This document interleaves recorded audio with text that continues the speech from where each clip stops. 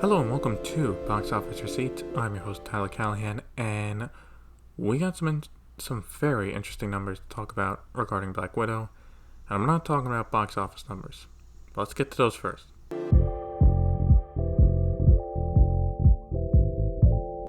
So, in no surprise, Black Widow debuted in first place with $80 million for the weekend. In second place is F9 with $10.8 million for a total of $141.3 million. In third place is The Boss Baby Family Business with $8.7 million for a total of $34.7 million. Fourth place was The Forever Purge with $6.7 million for a total of $27.4 million. Lastly, in fifth place is A Quiet Place Part 2 with $3 million for a total of $150.7 million. Alright, before we talk about Black Widow, let's recognize some movies here. First, congrats to A Quiet Place Part 2 for making it to $150 million domestic, the first to do so since the pandemic started. It is legged out fantastic. F9 is right behind it and is now guaranteed to pass $150 million, which is also fantastic for Universal. Speaking of leggy movies, Cruella is doing that as well, having now passed $80 million domestic. Yes, it is no $100 million milestone, but it has been available to buy on digital storefronts for $30 for over 2 weeks now, as well as, be on Premier Access since its release. So, again, that movie specifically has had multiple options on how you can watch it, so still pretty good. Okay, so Black Widow. First off, the $80 million opening weekend is a solid number, but I would not say amazing. It was looking to be closer to $90 million, so it's a bit of a drop. Also, the dailies dropped consistently from Friday to Sunday. Friday to Saturday drop makes sense, because Friday includes the Thursday night showings, but from Saturday to Sunday is a $6 million drop. Maybe the Euro 2020 final impacted it a bit, but again, it's not a bad opening, and it is the best one we have had since early last year. So assuming legs are solid, the film is looking at $150 million domestic minimum, and I would think it's even safe to say $175 million has a good chance of happening. Now, Disney this weekend also did something they never did before. They released some numbers on Premier Access. So when they sent out the press release about how Black Widow did, they mentioned how it made over $60 million worldwide on Premier Access, which I guess is a lot. I'm happy they reported some kind of data, but since we never got this from any other movie, I don't know if it's good or bad. Deadline is saying that the majority of the Premier Access money is coming from the domestic accounts, which, if that is the case, definitely had an impact on the box office numbers. Take a family of 4, for instance. They could have one Disney Plus account, pay $30 one time. Now, if they went to the theater, they could be paying up to $50 to $60 for tickets to see.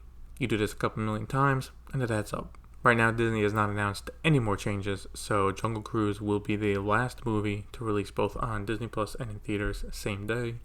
Shang-Chi and Free Guy will both have a 45-day exclusivity window for theaters, then go to Disney Plus. Actually, no.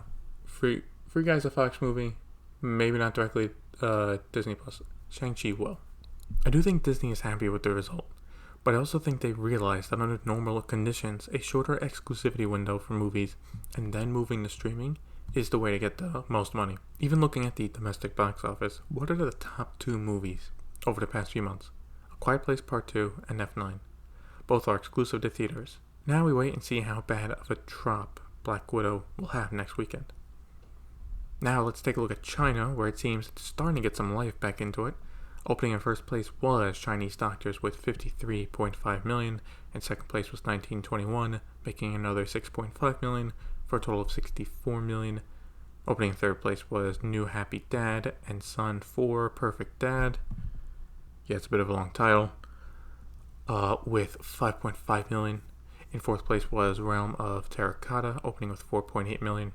And lastly, in fifth place was The Pioneer with $1.67 million for a total of $17 million. So Chinese Doctors is about the beginning of the pandemic in Wuhan, China, and I wonder if the reason this film is doing much better than 1921 is the modern setting. Like, this is a very recent event that affected a lot of people, so they would be more interested in watching about it than, say, 1921, which they may feel comes off as a history lesson.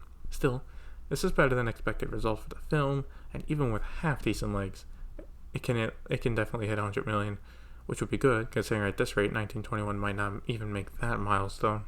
Also, while Black Widow still does not have a release date in China, it looks like when it is released there, it's not going to have a good time. Film watchers can already review the film on Douban, and it's not good. A 6.7 right now, after 24,000 ratings. Now, how are they watching it? Well, a HD pirated copy from other parts of the world that do have Disney Plus. People were then quick to rip a copy, add Chinese subtitles, and release it online. So yeah, while a lot of people may not have watched the pirated copy in China, the film now has to deal with mediocre word of mouth from people who have. And that will probably affect it. Marvel's in for a rough 2021 in China, with the only saving grace being Spider-Man Far From Home. Sorry, No Way Home. No Way Home. Now let's take it worldwide numbers. Black Widow opened to 78.8 million internationally for a worldwide opening weekend of 158.8 million. And if you are Disney and want to count the premiere access numbers, then it opened to 218.8 million. Either way, these are good numbers for the movie. Assuming it can hold, it looks like it can pass 500 million, but beyond that, it depends how much premiere access will affect it. Also, will Disney give us updated numbers on premiere access down the road? Let's say it finishes at 450 at the box office, but during an earnings report, they say, oh, and it made 100 million in premiere access. Well, does that count as it pushing over to $500 million? We'll wait and see. F9 is looking to push it to 600 million, with it now at 541.8 million. Both the Forever Purge and the Boss Baby Family Business did not really add new international markets, so they are at 34.9 and 37.2 million respectively. Cruella is now at 216.9 million worldwide. Conjuring the Devil Made Me Do It is at 185.3 million. And finally, Wrath of Man has finally hit the 100 million milestone, with it now at 100.6 million worldwide. Going to news in Hollywood, it looks like the live-action remake of The Little Mermaid has finished filming. At least that is what the Diz Insider is saying. If that is the case, then I think a release in 2022 is still possible, but depending on how heavy the VFX work can be, it'll either be a May release or July, possibly even September. It is going to be a lot of work with, assuming most of the movie's underwater, but we should get some kind of teaser for it by the end of the year.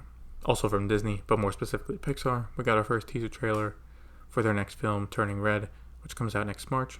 The animation looks really good, but that is to be expected from Pixar, and it is original idea for the most part, which is nice. Hopefully it still does release in theaters and not on Disney Plus like Soul and Luca. Not much for VOD Premium this week, though to be fair, I was very busy last week.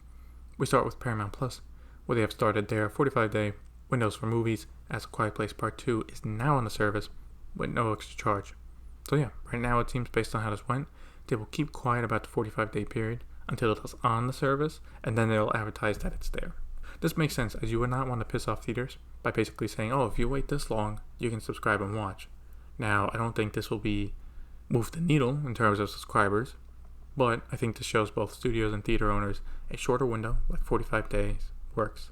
Look how much the movie was able to get in theaters, and we'll still get a little bit more, as not everyone will sign up to watch one movie. Finally, we are talking about Universal again. As I mentioned last week, they were looking to keep their animation deal with Netflix the same, and now we have official confirmation as well, with some additional details. So yes, going forward for the Pay 1 window for animation movies, they will go to Peacock, then Netflix, and then back to Peacock. However, this is only for the US, and I think that is because Peacock's not available internationally. For now, this is not an issue for NBC Universal, but if they start looking to expand outside to other countries, well, then they might need to take another look at their contracts and see what they can put on their service. Another thing about their new agreement is that Netflix will also get access to some older live-action Universal movies. Reading this quote from a Variety article going over it, quote, as part of the new deal with Universal, Netflix will also license rights to full animated and live-action slate from Universal Filmed Entertainment Group 4 years after release. The deal also grants the streamer rights to select titles from Universal's movie library.